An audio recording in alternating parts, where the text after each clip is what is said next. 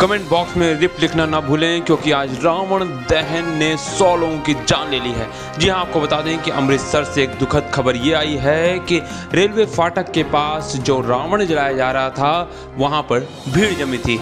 ऐसे में लोगों ने ध्यान नहीं दिया कि पीछे से ट्रेन आ रही है, और आपको बता दें कि ट्रेन की चपेट में 100 से भी ज़्यादा लोगों की मौत हो गई है और ना जाने कितने की और होने की आशंका है। चारों तरफ केवल खून बिख रहा है, इसलिए वो तस्वीरें हम आपको नहीं दिखा सकते। तो ऐसे में कहा जा सकता है कि आज बहुत बड़ी क्षति हुई है।